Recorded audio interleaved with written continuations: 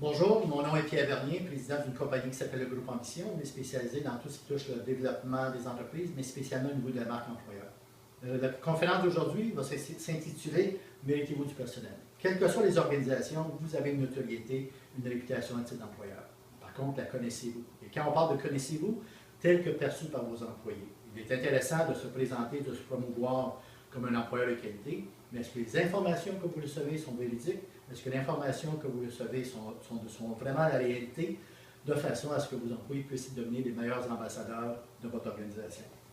Pourquoi devenir un employeur remarquable? Tout simplement parce que le défi est absolument important. Si on prend uniquement au niveau des défis démographiques, donc ici, qu'est-ce qu'on voit? C'est qu'on remarque la situation ou la carte du Québec avec chacun des MRC. En rouge, ce sont des régions administratives ou des MRC qui ont déjà au-dessus de 5 ans d'âge médian.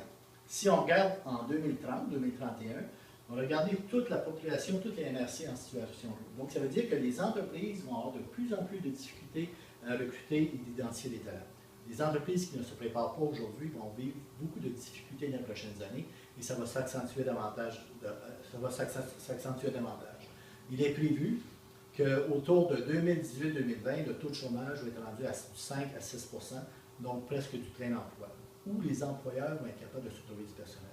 C'est de là que les entreprises vont être un peu en compétition entre elles pour attirer des talents dans une organisation. Quand on parle de la marque employeur, donc quand on parle de la marque employeur, il existe 3 perceptions de la part de la population ou des gens suite à une lecture d'un logo ou encore d'une organisation. On voit ici certains logos.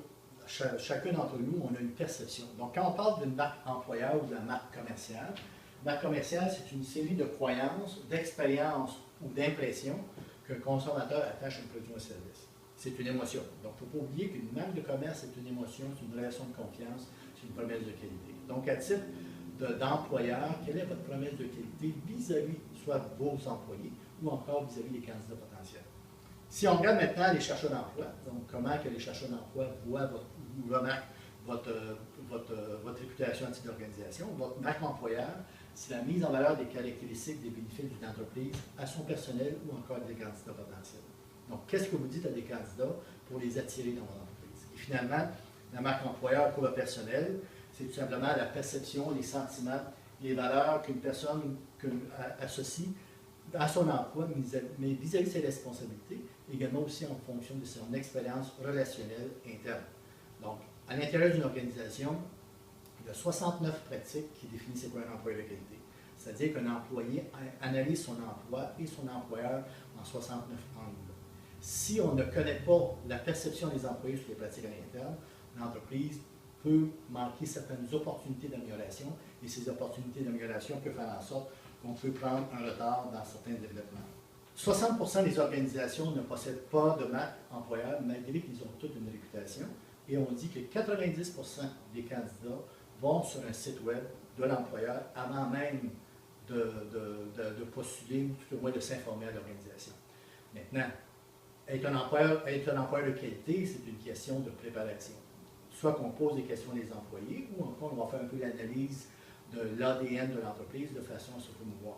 Dans notre concept, nous, on a deux possibilités de mettre en valeur les organisations. On a le concept employeur remarquable et on a le concept employeur remarquable diversité pour les entreprises qui embauchent des gens de différentes ethnies. Ça permet à la fois de non seulement de connaître l'opinion des employés, donc de faire un sondage interne, mais également aussi d'avoir la possibilité de se faire certifier par un organisme d'accréditation ou de certification qui s'appelle le Bureau de normalisation du Québec.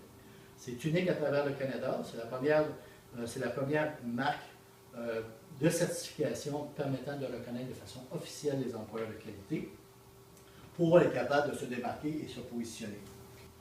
Donc, pour terminer, tout simplement pour vous mentionner que si éventuellement vous voulez avoir une conférence ou encore de l'information particulière sur le concept employeur remarquable, il est facile pour nous de vous rencontrer pour en discuter. On a une conférence qui s'appelle « Êtes-vous employeur remarquable ?» Donc, en quoi êtes-vous remarquable comme employeur? Deuxième, méritez-vous du personnel? Troisième, les 14 caractéristiques d'un milieu de travail invitant. Et le quatrième, comment développer et mettre en valeur sa marque employeur. Donc, je vous remercie beaucoup de votre temps. Si vous voulez me rejoindre, Pierre Bernier, 450-692-8221.